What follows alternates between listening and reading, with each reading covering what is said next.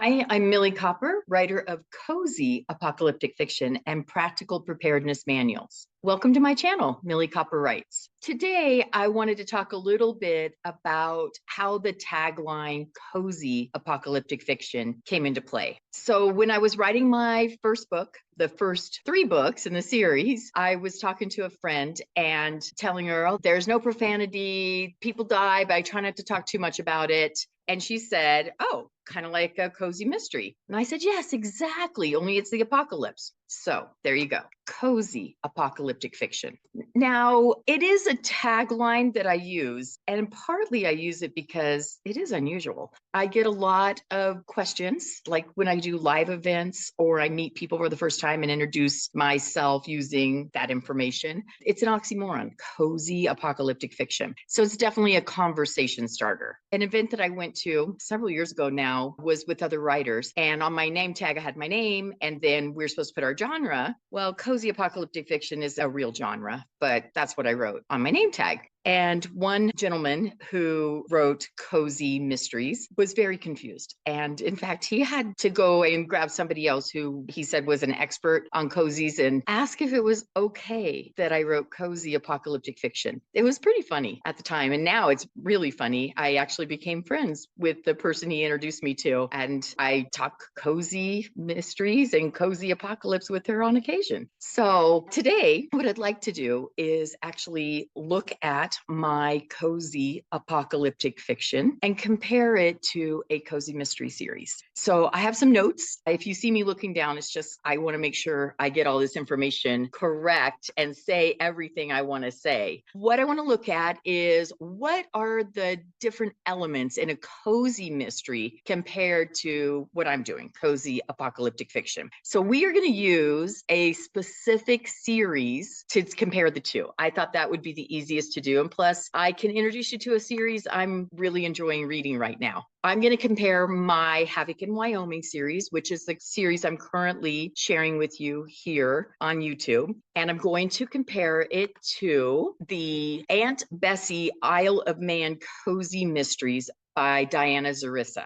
Like many of you probably, I read a variety of genres: post-apoc, thriller, historical fiction, historical Christian fiction, mystery, cozy mysteries. And this cozy mystery series is what I'm currently reading. So that's why I kind of thought it'd be fun to compare these two series since I'm very familiar with both of them. So let's talk first about settings. Most cozies tend to take place in small towns or communities. Perhaps they'll be in a city, but that's rather unusual. And if it was in a city location, it would probably focus on maybe just like the apartment building or the neighborhood. I'm thinking specifically there's a TV show, Only Murders in the Building. That's kind of a cozy, and it is set in New York City, in a building in New York City. Most of the times it's someplace that's real, not always. You might be able to find it on a map, or it could be fictional. The Aunt Bessie series is set on the Isle of Man, which is a real place. The Isle of Man is a self-governing British Crown dependency in the Irish Sea between England and Ireland. Recent population estimates put the entire island, which I meant to find out the exact geometry of it. I want to say it's like 13 miles wide and 24 miles long. It's not very big, but there's about 85,000 people on this one island. So it's a relatively low population for a country. My Havoc in Wyoming series is set in Wyoming, but it is set in a fictional county known as Prospect County. I'm not sure in the books that I ever say what the population is, but because Wyoming is sparsely populated, I would estimate the population of fictional Prospect County to be on par with other rural counties in Wyoming, so around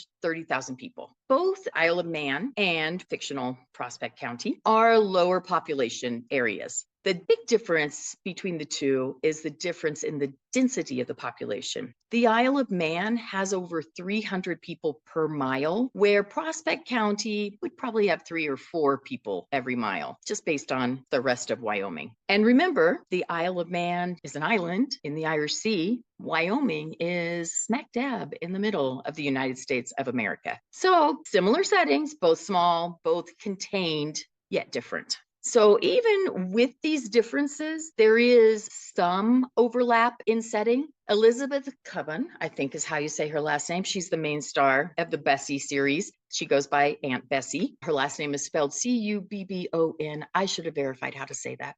Oops. But she is known throughout the island. Everybody knows who Aunt Bessie is. She's lived there most of her life from the time she was 18. She knows everyone, everyone knows her. And my Havoc series, much is stressed about Wyoming being a small town with long streets. That's something that we like to think of here in Wyoming. Even with Wyoming's geographic distances, it's a half an hour between towns. We do maintain a sense of unity and community spirit. And similar to Bessie's Island, everyone knows everyone. That's no lie. Fictional, non-fictional, we all know each other.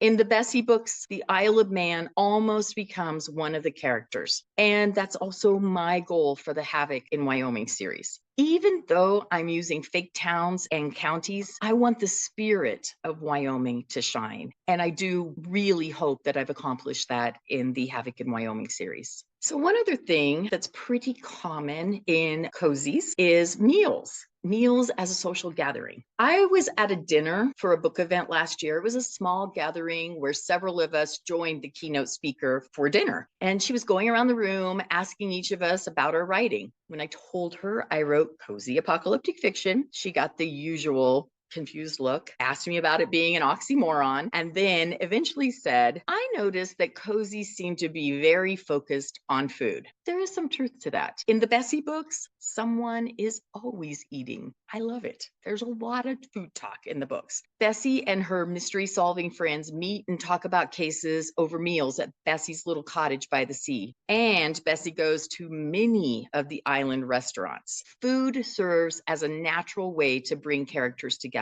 Important conversations, clue sharing, and community bonding happen over shared meals, coffee breaks, or tea time. She does drink lots of tea. I mean, it's a British dependency. They drink tea. These scenes advance both the plot and character development. Keep in mind, my books are set in the apocalypse. In the early days, there's more mealtime gatherings as a way to bring neighbors and family together. But in the later series, food is an issue, and we see rationing and changes. In the spin-off series, Montana Mayhem and Dakota Destruction, which continue what started in Havoc in Wyoming and are set in the same world, focused on the same disaster, this lack of food is even more pronounced. Even so, the gathering of loved ones is an important part of the series, whether they are having a festive meal or sharing their meager rations. One of the things that I really love about the Aunt Bessie books is the familiar faces that keep reappearing in each book. These relationships develop over time, creating a sense of community. Sometimes it's not always easy to keep track of who is who. I don't usually let that bother me. If a name is mentioned and I can't think immediately of who they are, I let it slide and realize I'll figure it out eventually. My Havoc in Wyoming series also includes a large cast of characters. The main family, the Caldwells, is large by today's standards, and they are joined by many others in their small community of Bakerville as they struggle to get through what they're going through. I know it can get difficult to keep everyone straight. At the beginning of each of my books, I do include a who's who, so it's easy to flip back that lists the basic main characters. I've considered adding that to the written description here on YouTube, so drop me a comment below. Tell me if you would like to see a who's who linked in the written description, so when you're listening, you can easily look at that and see, who is this person that she's talking about?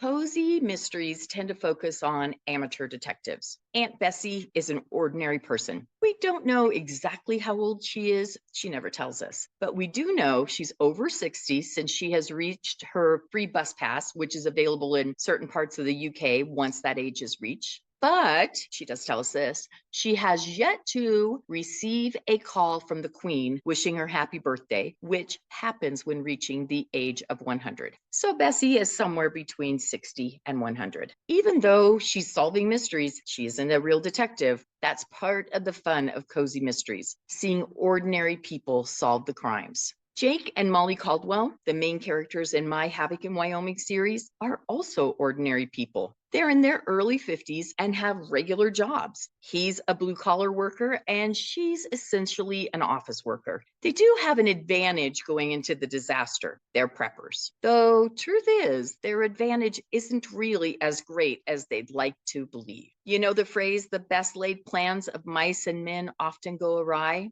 That's pretty much what happens. Though I do prefer the biblical similarity. Any are the plans in a person's heart, but it is the Lord's purpose that prevails. Proverbs 19:21. This is a difference between my books and the Bessie books. While there is mention of church in some of the Bessie books, there's not a pronounced element of faith. While I call my books cozy apocalyptic fiction, you'll find them on Amazon listed under futuristic Christian. There are Bible verses, praying, and plenty of mention of God and his son Jesus in my books. Something that the Bessie books and my books have in common: neither of our series have profanity. I've read a good portion of the Bessie books and have yet to find anything questionable. Same with my Havoc in Wyoming series. Something else that you'll notice in both books is both series deal with people and how they interact and live their lives. While there's no sex in the Bessie books that I've read so far, and I assume there won't be any in the future books, there are characters who fall in love and marry. They have children. Same with my books. There's no on-screen sex, though there are implications of it happening. And yes, people do have children, so we know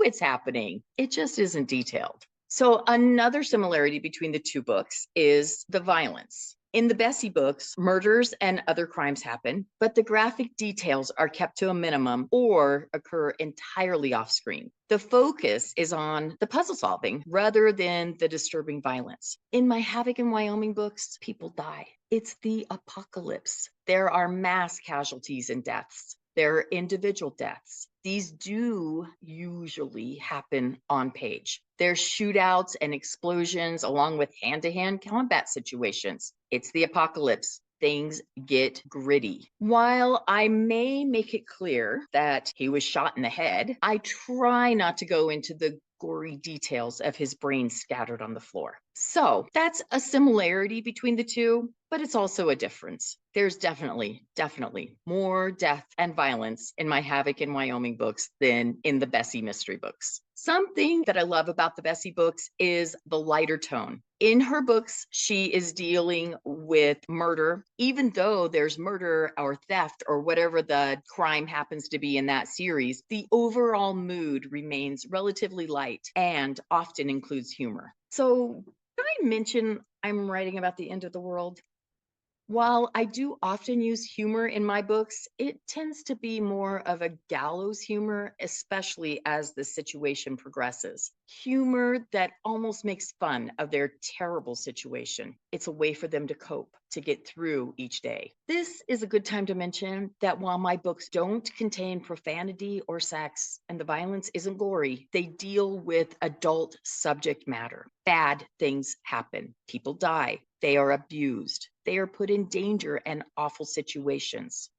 Truth is, bad things happen in real life. I understand, though, that not everyone wants to read about it happening in their fiction books. I don't include trigger warnings in my books because I do make it clear in the descriptions that this is the apocalypse. You should expect bad things to happen. And some of my stories are less cozy than others. While none contain profanity, sex, or excessive violence, some do stray from the lighter tone. In a few weeks, I'll have a short story, Vultures Will Gather. This is a bonus to Caldwell's Homestead, and it definitely has a different tone than anything else I've ever written. These bonus stories that I've been doing are very fun for me and allow me to branch out a bit. They're short, only 4, 5, maybe 6 chapters. And so it's a way just to explore new avenues and get a different view of what's happening during the apocalypse. So do me a favor and drop me a comment after you listen to Vultures Will Gather. I'm excited to learn what you think. And of course, drop me a comment on all the stories you listen to in the videos. I do love getting your comments. Plus, your likes and comments really help the channel. This seems like a good place to once again ask that if you aren't already subscribing, would you please hit the button and do that now? You'll be notified when a new video or new book goes live, and this helps me too. YouTube can be enjoyed at no cost with only occasional ads. Once I reach a certain number of subscribers and hours viewed, which the hours viewed has already been met thanks to all of you listening to my stories, but once I reach a certain number of subscribers, then the YouTube platform shares a tiny portion of their ad revenue with me, which enables me to keep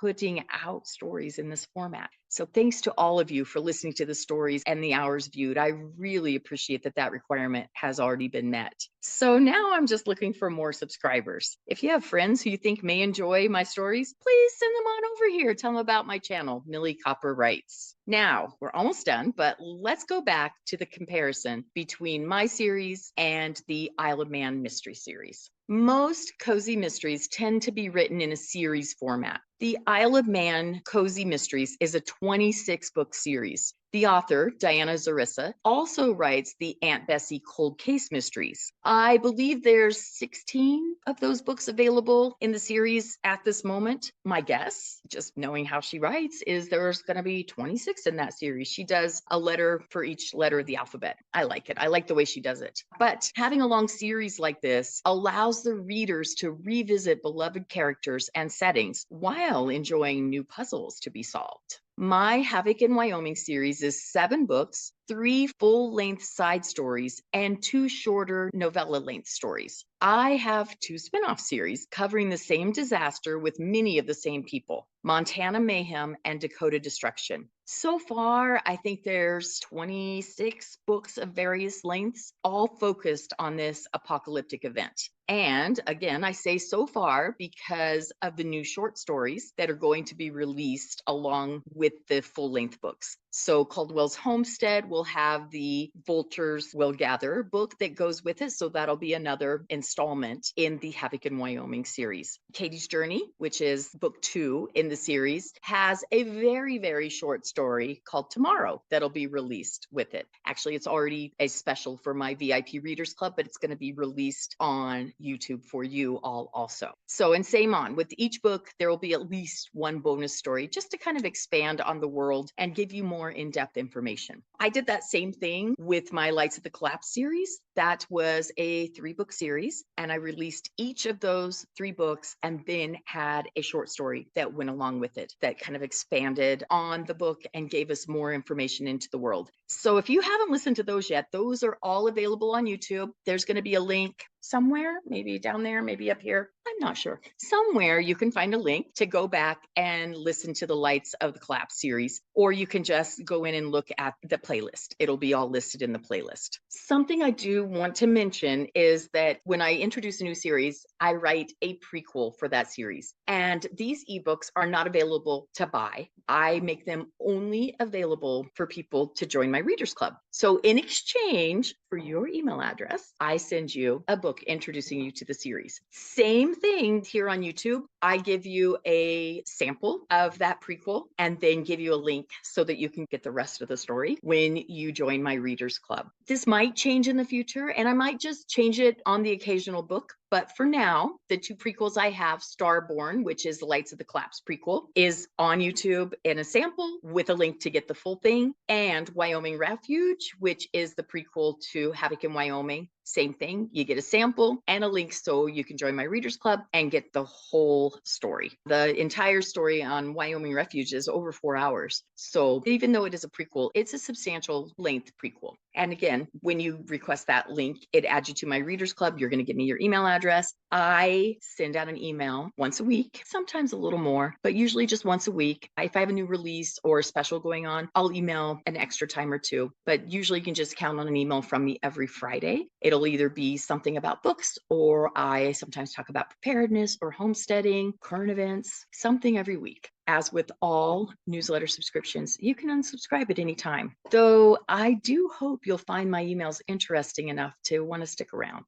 So, one more thing that the Bessie books and my fiction books have in common is they are available in Kindle Unlimited. This means you can have a Kindle Unlimited membership, which I believe is $11.99 a month right now, currently. It could be different when you're viewing this video, but right now, $11.99 a month. And with that $11.99 a month, you can read as many of Diana's Bessie books or as many of my Havoc in Wyoming or in the October Fall World books or my new series, which is set in the As the Light Dies world. All of those are in Kindle Unlimited. So Kindle Unlimited is a great program for those of us who are avid readers. I will have a link below if you want to try Kindle Unlimited. They usually have a special where you can get the first 30 days for free. So it might be fun to challenge yourself to read as many books as possible in that 30 days. Another similarity that the Isle of Man books and my books have is the Isle of Man Cozy Mysteries are packaged in 3-book collections, except for I think the final 2 books are individual because 26 doesn't divide into 3 properly. So the 3 books, you look for those, and then it's just one Kindle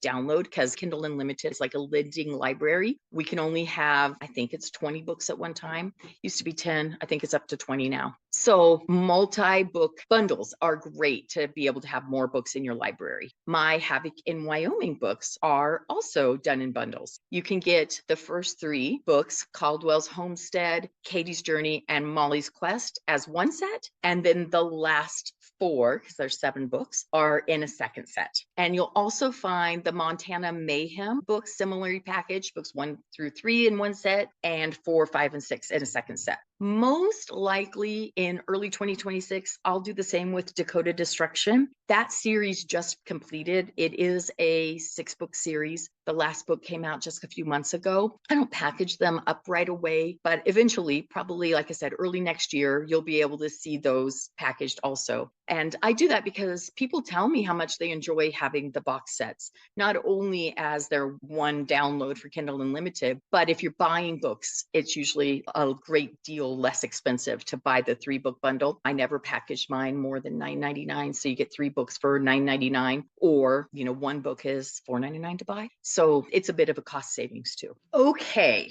So I've hit on several points where my cozy apocalyptic fiction aligns with the Isle of Man cozy mystery series starring Aunt Bessie. I've also pointed out some differences, some big differences and some just minor differences. Namely, the big difference, which I haven't talked about yet, is that Aunt Bessie books, they're mystery books. They are a cozy mystery series. And while you will find a mystery weaved within many of my stories, I'm writing about the end of the world as we know it. It's not always cozy, and it doesn't always have a sweet, happy ending. Still, if you like the apocalypse and you'd like to see a little bit of the softer side of the apocalypse, then I hope you'll give my Havoc in Wyoming series a try. Again, the prequel, Wyoming Refuge, is already available. You can find the link to that somewhere.